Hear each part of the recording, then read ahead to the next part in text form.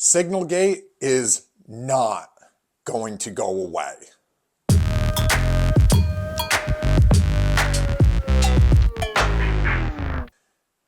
While the administration would love it if this would just die and go away and be swept under the rug, that is not going to happen.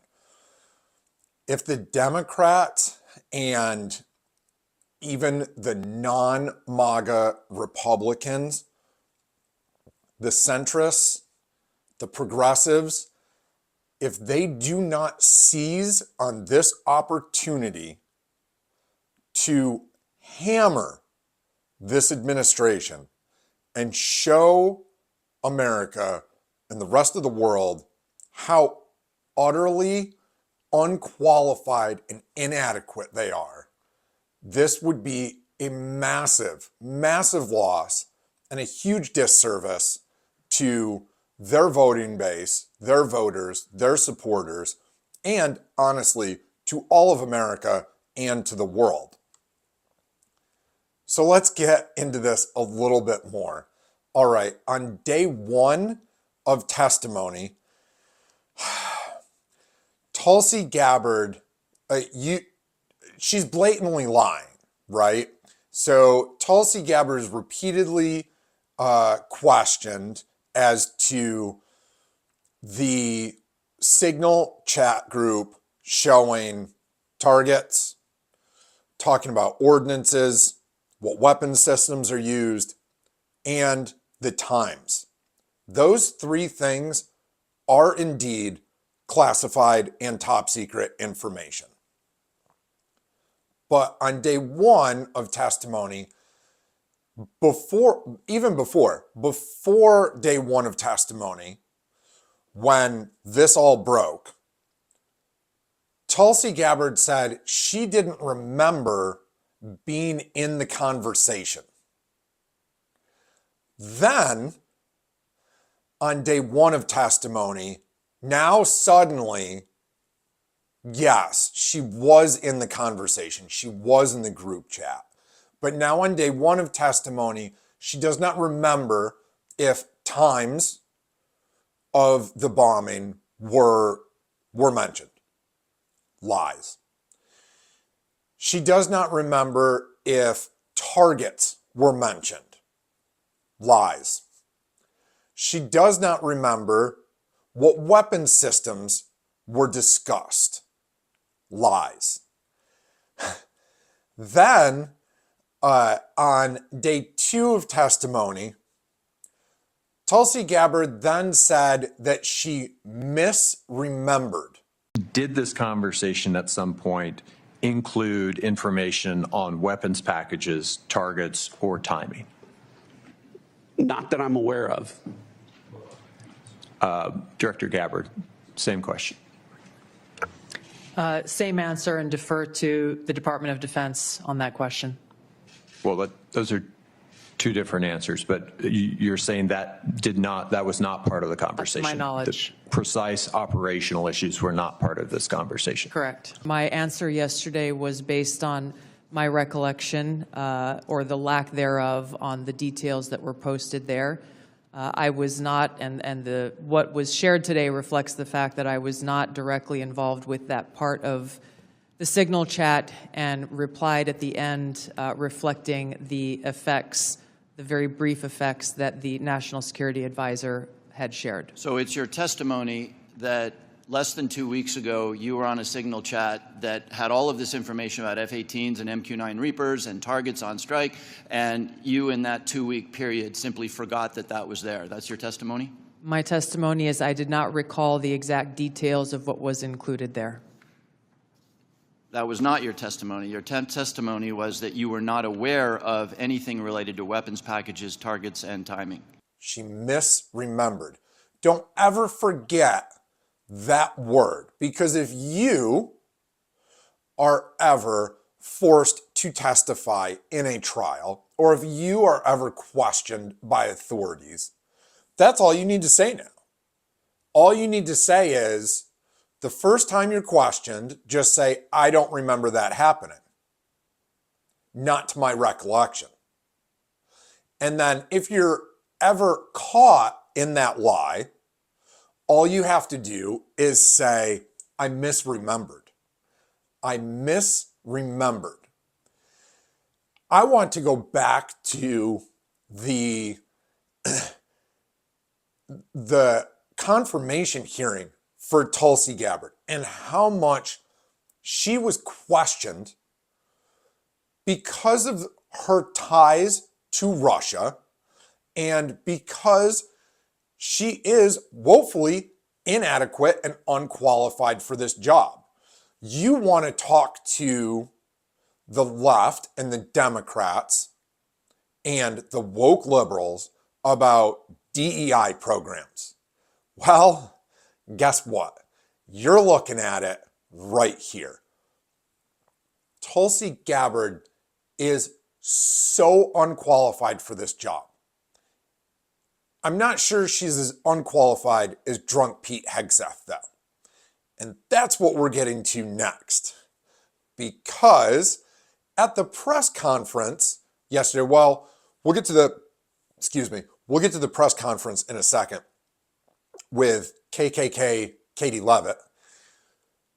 Pete Hegseth was, basically ambushed getting off of an airplane. There was a gaggle of reporters to question him. And the only way that he got through that questioning, and you can see in that questioning, getting off of that airplane, how uncomfortable he was. This guy spent years on Fox News railing against the Biden administration and how incompetent and inadequate they were. And they're an embarrassment. And then the best part is, right, just a few days ago, Pete Hegseth was in the Oval Office when they announced that Lockheed Martin was losing the contract and Boeing was going to take over the contract for the F-47, I think, fighter plane. And Pete Hegseth said, the last administration, we were embarrassed. Well, not anymore. Under the previous administration, we looked like fools. Not anymore. How did that work out for you, Pete? How did that work out for you? Who's embarrassed now? And you can tell, right? The first time that Pete got ambushed by the press, he said that nothing was shared in the text thread. Nothing was shared in the Signal group chat. Can you share how your information about war plans against the Houthis in Yemen was shared with a journalist in The Atlantic? And were those details classified? You're talking about a deceitful and highly discredited so-called journalist who's made a profession of peddling hoaxes time and time again, to include the hoaxes of Russia, or the fine people on both sides hoax, or suckers and losers hoax. So this is the guy that peddles in garbage. This is what he does. I would love to comment on the Houthi campaign because of the skill and courage of our troops. I've monitored it very closely from the beginning. And you see, we've been managing 4 years of deferred maintenance under the Trump administration. Our troops, our sailors were getting shot at as targets. Our ships couldn't sail through. And when they did shoot back, it was purely defensively or at shacks in Yemen. President Trump said, no more. We will reestablish deterrence. We will open freedom of navigation, and we will ultimately decimate the Houthis, which is exactly what we're doing as we speak from the beginning, overwhelmingly. Why were those details shared on Signal, and how did you learn that a journalist was privy to the targets, the types of weapons used? I've heard I was characterized. Nobody was texting war plans, and that's all I have to say about that. Thank you. And then Mike Goldberg said, wait, I have receipts. And they published. We were very unsure if they were going to publish or not because that stuff should be classified. And if you are in possession of or distributing classified information, then you're in trouble. So once drunk Pete Hegseth said no classified information was shared, and then Tulsi Gabbard said no classified information was shared, that then allowed The Atlantic and Mike Goldberg to release that information. And upon releasing that, you can clearly see, and many former retired military officials have chimed in and said that information is indeed classified. Absolutely 100%. That information is classified. So we have a problem now because drunk Pete Hegseth said none of that was shared. And then Mike Goldberg released it and we can see it was shared. So the next problem is the next day, Pete was again ambushed by a gaggle of reporters. And you can see how uncomfortable he is now because now he's been caught in his lie. The day before, he said nothing was shared. Mike Goldberg released, everything was shared. So now the reporters can question him as to why that information was shared on Signal. And again, let me be really clear. Signal is approved for non-classified sharing and threads and conversations. It's an app and a messaging service that you can use to coordinate with people in your office and other offices. You know, I'm going to be out of the office for the rest of the day. If you need me, you know, hit me on this or send emails to this email, or, you know, all of these people are going to be in a meeting tomorrow at 3:00, and then you share it to everybody in the meeting. This is the extent of it, right? You are not to share classified top secret information like war plans via Signal. And again, the reason why these apps are being used, why Signal is being used, is so that there is no record. So Freedom of Information Act would then allow people to, you know, request that information. That information needs to be securely retained for, it's a ridiculous number. It's like 100 years or something crazy. Especially when it comes to war plans and military operations. They're using Signal so that there is no backup, there is no data, there is no record. At the end of the conversation, they can hit delete. They can automatically set that conversation to delete in 2 weeks. So now that conversation never existed. If they're subpoenaed and asked to testify, there's no proof. It's gone.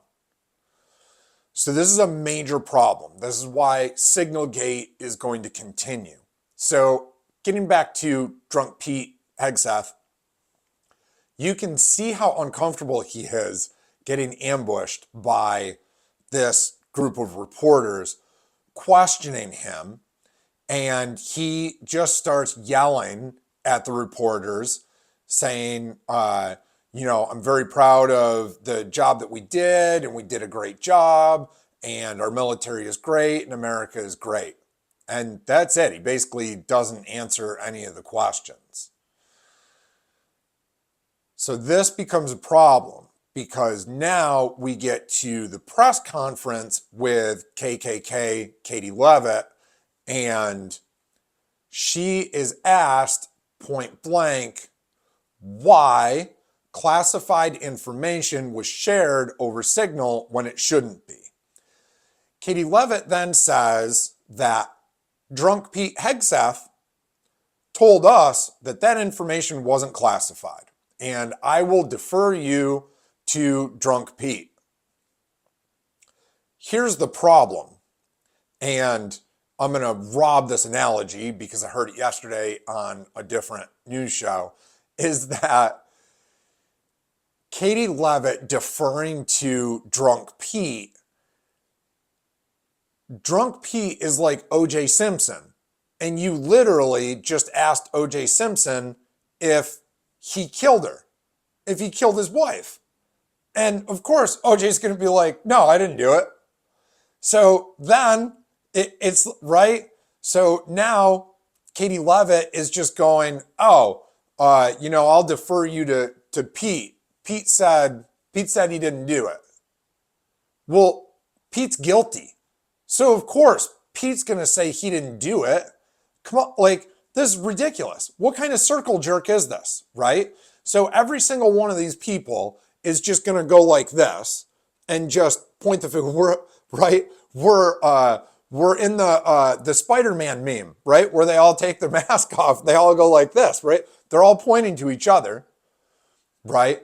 But the shitty part is they're going to have to scapegoat somebody, right? And the next problem is, I think it was Mike Waltz. I could be wrong on that. Now, I don't have my notes with me, but one of them was questioned as to exactly who added the reporter. And I believe Drunk Pete Hegseth said something about this too, was that we don't know, that, there were 24 people in that group chat. We don't know which one of them added Mike Goldberg. And then Mike Goldberg brought receipts. Mike Goldberg has the screenshot and it's like circled, right? Where it says, Mike Waltz added you to the group chat. So then it gets even better. So then during question, they question, I'm pretty sure it's Mike Waltz. I'm sorry I don't have my notes, and if I make a mistake on this, I'll put it on the screen. Right? They're questioning him, and he says under testimony, under questioning, I've never met Mike Goldberg before. I've never had any conversations with him. Right? So again, you can't lie about these things because there's this thing called the internet and nothing dies now, right? Everything is able to be brought back. So that now there's a picture of Mike Waltz and Mike Goldberg next to each other at like a film show or a conference or some sort of big meeting. And I think it was over in France. Now, I'll find the picture. I saw it yesterday, and I forgot to save it, but I'll get the picture. So the two of them are standing, directly next to each other. And then the entire thing was hosted by Goldberg. So they talked to each other at that conference. You cannot deny, there's video of it. There's video of them talking to each other. And now he is under oath saying, I've never met him. We've never spoken to each other. Lies. Everyone in this administration is going to lie. And eventually, we know this. You were taught this as a kid, that as you build up the lies, as the mountain of lies gets higher and higher, and you have to produce and concoct another lie to cover up the previous lie. As that mountain of bullshit keeps getting higher, it gets harder to contain that mountain because bullshit just wants to flow. And eventually, that's what's happening. And you are going to see all of this come crashing down on this administration. Drunk Pete Hegseth needs to resign now.